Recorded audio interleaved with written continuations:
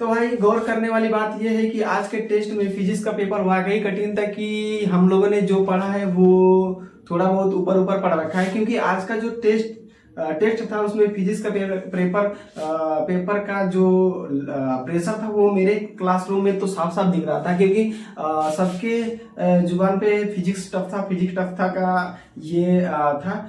तो आज हम लोग इस पेपर को अच्छे से डिस्कस करेंगे।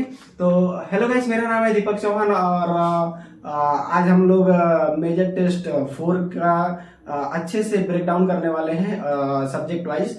तो चलिए बिना समय गवाए हम इस टेस्ट सीरीज के पेपर को डिस्कस करते हैं। ये मेरे हाथ में आप देख सकते हैं कि मेजर टेस्ट 4 का जो पेपर है मेरे हाथ में है और मैं इसको शुरू करना चाहूँगा एक एक करके। पहले बायोलॉजी से शुरू करूंगा क्योंकि मैंने एग्जाम में पहले बायोलॉजी ही अटेम्प्ट किया था। तो मैं अगर बायोलॉजी की बात करूं तो बायोलॉजी में क्वेश्चन जो थे मॉडरेट भी थे, टफ भी थे, इजी भी थे, वन लाइनर भी क्वेश्चन आज डाल रखे थे कुछ जो मुझको अच्छा लगा देख के। मैं अपनी बात बताऊं तो और मैं बात बताऊं तो इसमें कॉन्सेप्चुअल भी क्वेश्चन थे, कुछ ऐसे भी क्वेश्चन टाइप के फ्रेम कर दिए थे जो मैंने कभी नहीं देखे थे। लेकिन पेपर का जो क्वेश्चन का जो पेपर का लेवल था बहुत ही अच्छा रखा था उन्होंने, क्योंकि नीट का 2025 का जो पेपर था बिल्कुल ऐसा ही था। और मुझे ये बात देख के बहुत अच्छी लगी क्योंकि पेपर फिर से वैसा आ सकता है, तो इसलिए इसका प्रिपरेशन करना। और अगर बात की जाए तो नीट में डायग्राम बेस्ड क्वेश्चन पूछते हैं, तो इसमें डायग्राम बेस्ड क्वेश्चन कम से कम 5-6 डाल रखे थे और एसेशन रीजन का भी क्वेश्चन डाल रखे थे। और मैं तो देख रहा था कि मेरे जो एसेशन रीजन है उसमें रीजन जो है एक्सप्लेन नहीं कर रहा था और मेरे साथ ऐसा हो रहा था। और वाकई में वो सही भी था और मुझे इस बात की खुशी हुई क्योंकि एसेंशियल रीजन में दोनों जब सही हो जाते हैं तो यही तो सबसे कठिन हो जाता है कि वो एक्सप्लेन कर रहा है या नहीं कर रहा है, तो हाँ थोड़ा सा अटक जाते हैं। और आज के जो टेस्ट के पेपर में एसेंशियल रीजन का क्वेश्चन था वो इस टाइप के थे कि एसेंशन सही भी था, रीजन भी सही था, लेकिन एक्सप्लेनेशन नहीं कर रहा था, ऐसा था। एक दो क्वेश्चन कर भी रहे थे, उनको भी डिस्कस करेंगे। और पेपर के लेवल की बात की जाए तो स्टेटमेंट बेस्ड जो क्वेश्चन थे वो थोड़े से अच्छे लेवल के रखे थे इन्होंने, बहुत ही अच्छे लेवल के। थोड़ा सा लैंग्वेज को लेंदी किया था, टाइम कंज्यूमिंग क्वेश्चन पेपर को बनाया था। और मैं बात करूं तो अगर जेनेटिक्स की बात करूं तो टिपिकल क्वेश्चन बायोटेक से एक क्वेश्चन तो ऐसा था भाई, मैं अभी आपको दिखा रहा हूँ बायोटेक का वो क्वेश्चन। ये 138 क्वेश्चन मैंने वहीं पे इम्पोर्टेंट लिख दिया था और ये मुझे बहुत ही अच्छा लगा था क्वेश्चन। इसमें एक ग्राफ दे रखा है ABC करके और उसमें जेल इलेक्ट्रोफोरेसिस में जो DNA का मूवमेंट होता है, होता क्या है कि जो बड़ा सेगमेंट होता है DNA का वही वेल के पास रुक जाता है और जो छोटा होता है वो दूर तक जाता है। तो उस पर एक अच्छा सा क्वेश्चन फ्रेम किया था और मुझे जेन्युइनली बहुत अच्छा लगा था ये वाला क्वेश्चन। और इसके बाद अगर मैं बात करूं तो बहुत सारे अच्छे अच्छे क्वेश्चन और भी पूछे गए थे, जैसे कि एक ऐसा भी क्वेश्चन मैंने देखा कि 106 उसमें थोड़ा सा इनकरेक्ट मैच करना था। और ये वाला जो क्वेश्चन है ना, मैं हमेशा फंसता हूँ और गौर करिएगा इस पे कि ये वाला जो क्वेश्चन है, choose the incorrect match for the following. Bryophyta पहला ऑप्शन है, ब्रायोफाइटा के आगे डैश है, उसके बाद से उसके बारे में कुछ लिखा है। क्या लिखा है? Zygote do not undergoes reductional division immediately. तो ये तो बिल्कुल सही था, मैंने इसको एक ही नज़र में पहचान लिया था। और यहाँ देखो टेरिडोफाइट के बारे में कुछ दिया है, हैव फोटोसिंथेसिस गैमेटोफिट, तो इसमें होता है। और जिम्नोस्पर्म में देखा जाए तो मेन प्लांट बॉडी स्पोरोफाइट होता है। ये तो जैसे कि ब्रायोफाइट में ही के वास्ते जब टेरिडोफाइट आ जाता है तो मेन प्लांट बॉडी स्पोरोफाइट ही होता है। टेरिडोफाइट, जिम्नोस्पर्म, एंजियोस्पर्म में मेन प्लांट बॉडी होता है। और एल्गी जो है, एल्गी में प्रेजेंस ऑफ एम्ब्रियो दे रखा है, जो यही क्वेश्चन यही वाला ऑप्शन जो है इनकरेक्ट है, क्योंकि एल्गी में जो कि एम्ब्रियो नहीं प्रेजेंस होता है। और मैं इसमें बहुत ज़्यादा कंफ्यूज हो गया था और ये मेरा गलती हो गया था। और ये क्वेश्चन जो मासेस की लाइफ साइकिल ऑफ मासेस के दे रखा था, वो मुझे बहुत अच्छा लगा था। और इसके अलावा बहुत सारे अच्छे अच्छे क्वेश्चन दे रखे थे। और मैं बात करूँ तो बायोटेक और जेनेटिक्स के जो क्वेश्चन आ रहे हैं, मैं देख रहा हूँ एक मतलब डायरेक्ट क्वेश्चन नहीं आ रहे हैं, थोड़ा सा टिपिकल क्वेश्चन वहीं से बनाया जा रहे हैं मेजर टेस्ट की बात की जाए तो। और मुझे ये बहुत अच्छा लग रहा है क्योंकि नीट 2025 में बायोटेक से क्वेश्चन अच्छे टिपिकल लेवल के पूछे गए थे, जो मतलब सबको हिला के रख दिए थे, और मुझे ये चीज़ देख के अच्छी लगी थी। और मैंने आज स्टेटमेंट वाले क्वेश्चन को भी देखा और वन लाइनर भी क्वेश्चन को देखा, लेकिन जो वन लाइनर क्वेश्चन थे वो कहने को वन लाइनर थे, लेकिन बहुत अच्छे क्वेश्चन दे रखे थे वन लाइनर में भी। और मैं बात करूं तो एक क्वेश्चन मैं और डिस्कस करना चाहूँगा इसमें, इस वीडियो में। कौन सा था वो क्वेश्चन? मुझे उसी टाइम पे मैं जब पढ़ा तो मुझे लगा कि ये क्वेश्चन बहुत अच्छा है, और मैं बता रहा हूँ कौन सा क्वेश्चन था। हाँ, ये क्वेश्चन है 158 का जो क्वेश्चन है, आप लोग देखिएगा। इसमें पूरा एक दे रखा है, एक क्वेश्चन दे रखा है, और उसमें बोल रहा है कि एक सीरीज में अरेंज करना है। अरेंज क्या करना है कि there are some event association with reproduction and embryonic development, arrange these from first to last and select the correct answer. तो मैंने ये वाले क्वेश्चन पे मैंने पूरे 2 मिनट लगाए थे भाई, और अंत में मेरा क्वेश्चन तभी ये सही हुआ जब मैंने इल्यूमिनेशन मेथड लगाया, क्योंकि इल्यूमिनेशन मेथड से भी कुछ क्वेश्चन लगाए जा सकते हैं, और उस मेथड का आज मुझे बहुत अच्छा बेनिफिट देखने को मिला है। क्योंकि इल्यूमिनेशन मेथड से होता क्या है कि हम लोग क्वेश्चन के ऑप्शन को इल्यूमिनेट कर देते हैं और फाइनल आंसर जो बच जाता है वो हो जाता है। तो मैंने इसको इल्यूमिनेशन मेथड से ही लगाया था। और एक जो क्वेश्चन है 178, इसमें दे रखा है कि ADH is secreted by hypothalamus, ये तो सही है, एसेशन है। और change in osmotic pressure are noted by osmoreceptor present in thalamus. आप देखिए, जो एनसीईआरटी है, आप एनसीईआरटी पढ़िएगा, मैं बता दे रहा हूँ। एनसीईआरटी में जो रेगुलेशन वाला जो चैप्टर है अपना एक्सक्रीटिव प्रोडक्ट एंड एलिमिनेशन में, उसमें जाके आप पढ़िएगा तो यहाँ दे रखा है कि osmo receptor present in the body. अब बॉडी में कहाँ प्रेजेंट दे रखा है, ये कहीं नहीं मेंशन है कि थैलेमस में है कि नेफ्रॉन में है कि बॉडी के कौन से पार्ट में है, ये नहीं दे रखा है। तो वहाँ पे मैं कंफ्यूज हुआ था, और ये फाइनली मेरा क्वेश्चन गलत हो गया है। मैं स्क्रीन पे लगा दूंगा, देख लीजिएगा। 171 क्वेश्चन था ये। और इसके बाद मुझे क्वेश्चंस जो थे अच्छे लगे थे, और जो क्वेश्चन का जो लेवल मुझे आज लगा वो लगा कि क्वेश्चन हो तो जाएंगे, सही भी हो जाएंगे, क्योंकि क्वेश्चन में एनसीईआरटी में जो लोग मेरे जैसे, मैं एनसीईआरटी को ही प्योर एनसीईआरटी फॉलो करता हूँ। मैं लेक्चर देख लेता हूँ, और लेक्चर से जो निकल के आता है कि एनसीईआरटी की इस पैरा को अच्छे से याद करने का कोई अच्छा सा फार्मूला बता दिए तो उसको लिख लेता हूँ, और मैं एनसीईआरटी को ही फॉलो करता हूँ। तो मेरे लिए एनसीईआरटी बेस्ड जब पेपर आता है तो बहुत मतलब मेरे लिए अच्छा स्कोर होता है। तो मेरा बायोलॉजी जो स्कोरिंग था, और इसके बाद अगर केमिस्ट्री की बात की जाए तो केमिस्ट्री का जो पेपर था वो मॉडरेट था। अगर मैं स्टेप वाइज तीनों को अगर करूं, जैसे फिजिकल, ऑर्गेनिक और इनऑर्गेनिक को, तो इनऑर्गेनिक मुझे थोड़ा सा टफ लगा था, और उसके बाद थोड़ा सा ऑर्गेनिक। और आज का जो पेपर था उसमें फिजिकल केमिस्ट्री जो था मुझे थोड़ा सा इजी लगा था। खैर था नहीं, लेकिन मुझे इजी लगा था, क्योंकि मैंने उसको इस बार दो हफ्ते में 2 बार रिवाइज कर लिया था, और इनऑर्गेनिक में थोड़ा कम ध्यान दिया था। तो और इनऑर्गेनिक के मेरे क्वेश्चन, बहुत सारे क्वेश्चन गलत हो गए हैं।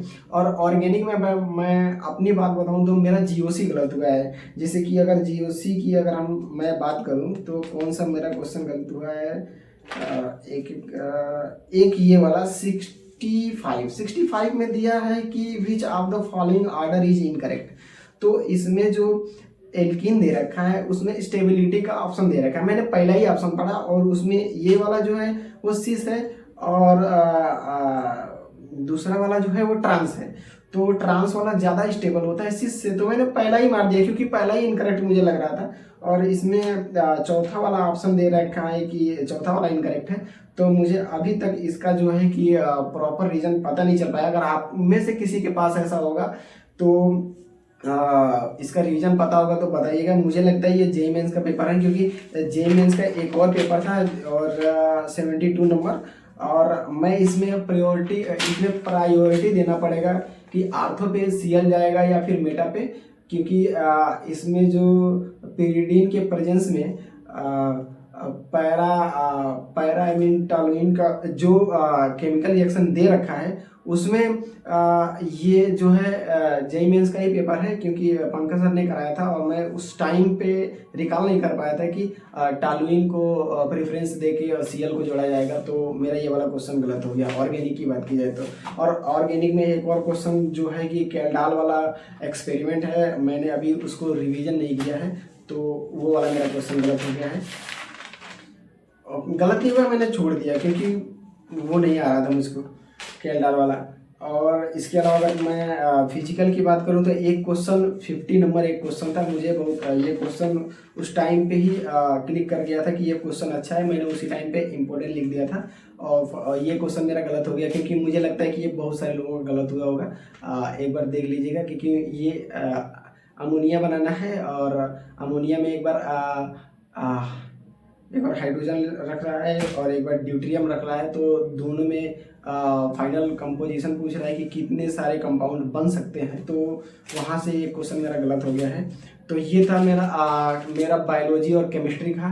तो अगर आपने भी पेपर दिया है तो आप अपना कमेंट करिएगा कि आपका कितना हुआ है। अगर ओवरऑल मैं केमिस्ट्री की अपनी बात करूँ तो फिजिकल में मेरे दो फिजिकल केमिस्ट्री के क्वेश्चन गलत हुए हैं, एक 50 नंबर क्वेश्चन गलत हुआ है और दूसरा एक 55 नंबर क्वेश्चन। और ये 55 क्वेश्चन मेरा जो गलत हुआ है ना, मुझे लग रहा है कि ये कोलाइडी वाला जो है अपने सिलेबस में नहीं है, ये आउट ऑफ सिलेबस है और ये वाला उन्होंने दे रखा है, इसलिए मेरा गलत हुआ, क्योंकि मैंने ये वाला पढ़ा नहीं है। और इसमें एडजॉर्प्शन का भी बात कर रखा है, तो ये वाला पोर्शन निकाल दिया गया, इसलिए मेरा गलत हो गया, क्योंकि मैंने इसको पढ़ा नहीं है। और मैं अपने फिजिकल की बात करूँ, फिजिकल तो हो गया ना, फिजिकल में मेरे 2 क्वेश्चन गलत हैं। अगर ऑर्गेनिक की बात करूँ तो ऑर्गेनिक में मेरे 1 2 3 एक 64 नंबर मेरा क्वेश्चन गलत है। देखिएगा, ये 64 नंबर मुझे वहाँ टफ लगा था, क्योंकि मुझे लग रहा है कि ये भी जेईई मेंस का ही पेपर है और मुझे लग रहा है कि इस बार जो इस टेस्ट नंबर 4 में इन्होंने क्वेश्चन डाल रखे थे वो ज़्यादा जेईई मेंस के लिए जेईई से उठा के डाले थे, तो मेरे क्वेश्चन ज़्यादा गलत हो गए, क्योंकि मैंने जेईई के क्वेश्चन प्रैक्टिस नहीं कर रखे हैं। तो और मेरे पाँच क्वेश्चन जो हैं ऑर्गेनिक में गलत हुए हैं और इनऑर्गेनिक में मेरे 5 क्वेश्चन गलत हुए हैं और एक क्वेश्चन है 80 नंबर क्वेश्चन। ये वाला क्वेश्चन भाई उस समय मुझे बहुत परेशान किया था। और मैं अपनी बात बताऊं तो ये 80 नंबर क्वेश्चन मुझे लगा ही था कि ये ऑड इलेक्ट्रॉन स्पीसीज है, लेकिन ये जो तीसरा ऑप्शन है कि odd electron is present in pure D orbital, ये मैं उस समय फाइंड नहीं कर पा रहा था, क्योंकि अगर सीएल 2 ऑक्सीजन से बॉन्डिंग बना लेगा तो अल्टीमेटली उसके 8 इलेक्ट्रॉन पूरे हो जाएंगे, तो वो उसके इलेक्ट्रॉन जो है एक्साइटेड स्टेट में चले जाएंगे और ये इलेक्ट्रॉन डी ऑर्बिटल में चले जाएंगे। तो ये मैं उस टाइम पे नहीं निकाल पाया था और ये अंदर मेरा क्वेश्चन 80 नंबर क्वेश्चन गलत हो गया। इसके अलावा भी मेरे 4 क्वेश्चन गलत हुए हैं, जैसे कि 85 नंबर क्वेश्चन और 84 नंबर क्वेश्चन, ये दोनों ही क्वेश्चन मेरे गलत हुए हैं। और 85 नंबर तो पता नहीं क्यों ही गलत हो गया, क्योंकि मैं क्या बताऊँ कैसे गलत हो गया कि थोड़ा सा वो होता है ना, सिली मिस्टेक हो गया। और 84 नंबर मुझे याद नहीं था, तो 84 नंबर मेरा गलत हो गया, मुझे थोड़ा सा कन्फ्यूजन हो रहा था, रिकॉल नहीं कर पा रहा था उस समय पे। और मैं बात करूँ तो मेरे इनऑर्गेनिक के भी 5 क्वेश्चन गलत हुए हैं। ओवरऑल मेरे 12 क्वेश्चन केमिस्ट्री में गलत हुए हैं। अगर बायोलॉजी की बात की जाए तो मेरे बायोलॉजी में गलत हुए हैं 17 क्वेश्चन गलत हुए हैं। अब आ जाते हैं भाई सबको रुलाने वाला, इस पेपर का जो विलन है वो है फिजिक्स। इस पेपर में फिजिक्स में ने एक ऐसा झटका दिया है इस टेस्ट ने कि अभी ऐसा लग रहा है कि प्रिपरेशन तो साल भर पड़े, मेरा ड्रॉप ईयर है, तो अब तक मैंने क्या पढ़ा, क्योंकि पेपर इतना लेंदी। पहला क्वेश्चन तो चलो ठीक है लेंदी है, लग भी जा रहा है। सेकेंड वाला क्वेश्चन भाई सेकेंड वाला क्वेश्चन इतना लेंदी, पहला के बाद दूसरा डायरेक्ट चलेंगे, तीसरा तीसरा टॉर्क में इतना खतरनाक टॉर्क, भाई टॉर्क में थोड़ा सा तो आदमी मतलब क्या बताऊं मैं, इतना लेवल ऊपर रखना टेस्ट पेपर का क्या सही है? मुझे तो नहीं लग रहा है, क्योंकि मुझे आज के डेट में फिजिक्स का पेपर देने के बाद मुझे बहुत ज़्यादा डिमोटिवेशन हो रहा है। मैं बात करूँ अपनी तो मैं 28 क्वेश्चन पूरे 1 घंटे 5 मिनट में टच किए हैं, और ले दे के मैं क्वेश्चन लगा रहा था, मेरे आंसर नहीं आ रहे थे, मैं लगा रहा था मेरे आंसर नहीं आ रहे थे। और फिजिक्स का ये टेस्ट देने के बाद तो मुझे इतना तो समझ में आ गया कि सिर्फ अपना फार्मूला याद करना या फिर एक स्पेसिफिक चैप्टर से उसी के क्वेश्चन प्रैक्टिस करना, सिर्फ इतना से ही सिलेक्शन नहीं होगा। अगर ऐसा पेपर आ गया, अगर ऐसा पेपर आ गया तो फिर नीट 2025 जैसा ही कुछ माहौल देखने को मिलेगा, क्योंकि ये जो पेपर था भाई अंदर से एकदम हिला दिया मुझे। तो पर्सनली मैं बताऊं तो फिजिक्स का जो पेपर था, और फ्लूइड मैकेनिक्स की मतलब आप सोच नहीं सकते कि फ्लूइड मैकेनिक्स में सिर्फ 15 नंबर ऐसा क्वेश्चन था जो आप लगा सकते हैं, और सबके सब टर्मिनल वेलोसिटी से क्वेश्चन डाल रखे थे। और टर्मिनल वेलोसिटी से एक 15 नंबर क्वेश्चन था, और एक था 15 नंबर के बाद कौन सा था, मैं नंबर बता रहा हूँ, 15 नंबर के बाद से था, और एक 41 नंबर क्वेश्चन था। और जो 41 नंबर क्वेश्चन था भाई बवाल क्वेश्चन था, क्योंकि हम लोग हमेशा फ्लूइड में टर्मिनल वेलोसिटी को ही पढ़ते हैं, लेकिन अगर 41 नंबर के क्वेश्चन की बात की जाए तो ये वाला क्वेश्चन में सोल्यूशन जब मैंने एनालिसिस किया तो मुझे पता चला कि उसमें हमको जो टर्मिनल वेलोसिटी का डेरिवेशन होता है उससे ये क्वेश्चन सॉल्व होगा। और ये जो क्वेश्चन है आम क्वेश्चन नहीं है भाई, ये टफ लेवल का क्वेश्चन है, बहुत टफ लेवल का क्वेश्चन है। ये मुझे लग रहा है कि जो नीट 2025 में पेपर बनाए थे क्या मतलब वही तो नहीं आ गए इसमें, भाई कहाँ से पेपर बनाए, बीच में वेलोसिटी पूछ दिया भाई। टर्मिनल वेलोसिटी तो एक एंड जाके होती है, उसके बाद से बुलबुले जो भी होता है पार्टिकल होता है ऊपर उठने लगता है, राइज होने लगता है उसका। लेकिन इसमें क्या है कि बीच में ही अभी गिर रहा है और फाइनल पे नहीं पहुंचा, उसके बीच में ही पूछ दिया है।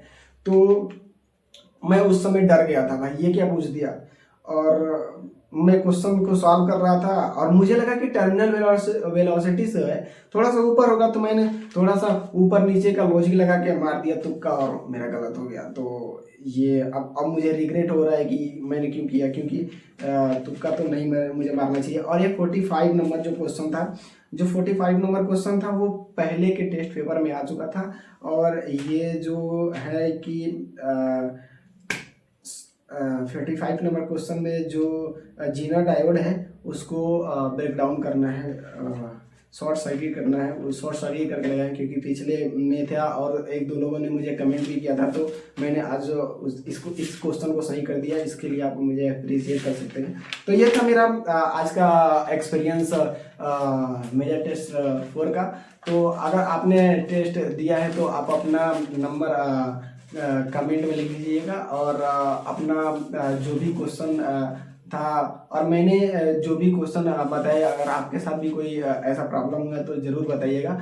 और मैं बात करूं तो मैं अपने इम्प्रूवमेंट में काम करूंगा, जैसे कि मैं सेफ स्कोर में चलूंगा, जैसे कि मॉडर्न फिजिक्स को मैं अपना स्ट्रॉन्ग बना लूँगा, और मैग्नेटिक के मेरे क्वेश्चन सही जा रहे हैं तो मैं उसको और थोड़ा सा स्ट्रॉन्ग बनाऊंगा। इसके अलावा अगर मैं बात करूं तो थर्मो के मेरे क्वेश्चन सही हुए हैं तो मैं थर्मो को भी एक स्टेबल जगह पे लाऊंगा अपना जो भी है। और मैं अब फिजिक्स में सेफ स्कोर करने के बारे में मैं सोच रहा हूं कि 35 से 40 क्वेश्चन तक का मतलब ऐसा कर लूं कि पेपर में कैसा भी आए तो सही कर लूंगा। तो मैं अभी फिजिक्स में ऐसा काम करने वाला हूँ, और इनऑर्गेनिक ऑर्गेनिक में थोड़ा सा मैं रिवीजन को थोड़ा सा और ज़्यादा टाइम दूंगा, क्योंकि मेरा जो केमिस्ट्री था वो अच्छा है, तो मैं उधर से सारा टाइम शिफ्ट करके फिजिक्स पे कर दिया था, तो मेरा थोड़ा सा केमिस्ट्री में नुकसान हो गया। तो मैं इस बार केमिस्ट्री को प्रायोरिटी पे रखूंगा।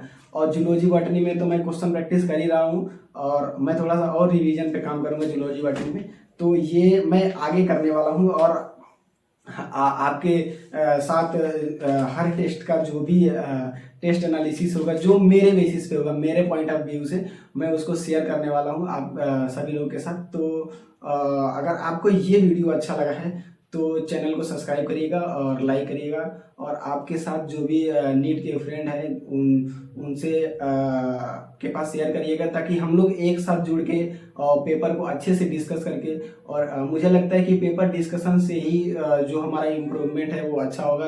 और इसीलिए मैंने बनाया, क्योंकि मैं अकेले तैयारी करता हूँ, तो मुझे ऐसा लग रहा है कि मैं ज़्यादा से ज़्यादा जुड़ने, वैसे तो टाइम तो नहीं है अपने पास, क्योंकि आपके पास भी नहीं होगा, मेरे पास भी नहीं होगा, तो फिर भी एक बार पेपर डिस्कशन करने के लिए थोड़ा सा मैंने ये रास्ता अपनाया है, और मुझे अच्छा लग रहा है, क्योंकि मैं जब ऐसा करता हूँ तो मैं एक एक क्वेश्चन को पूरा डीप एनालिसिस करता हूँ। तो बस आज की वीडियो में इतना ही। अगर वीडियो आपको अच्छा लगा है तो चैनल को सब्सक्राइब जरूर करिएगा, क्योंकि इससे मोटिवेशन मिलता है, और अगली वीडियो में अच्छे से डीप एनालिसिस करके पेश करने की कोशिश करूँगा। चलिए ठीक है, अपना ख्याल रखिएगा, बाय बाय।